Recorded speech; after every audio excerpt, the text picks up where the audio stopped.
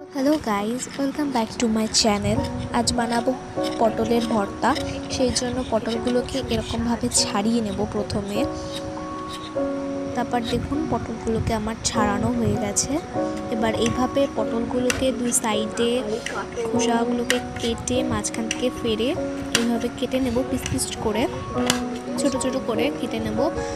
এরকমভাবে সমস্ত পটল কাটা হয়ে গেছে। এরপরে জলে ধুয়ে নেব।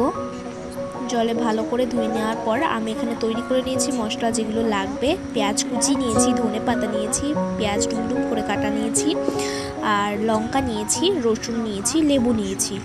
এবার রসুন আর শুকনো লঙ্কা ভেজে নেব, সর্ষের তেলে ভালো করে ভেজে নেব। তারপরে পটলগুলোকে ভেজে নেব। ওর মধ্যে দিয়ে দেবো হলুদ, পরিমাণ মতন হলুদ আর পরিমাণ মতন নুন।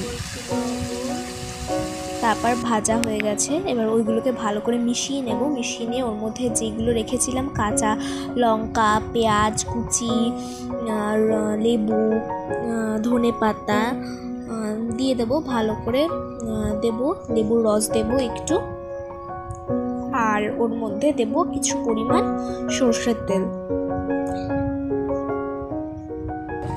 দিয়ে ভালো করে জিনিসটাকে মিশিয়ে নেব। এই যে আমার রেডি পটলের ভর্তা। গরম ভাতে খেতে দারুণ একদম।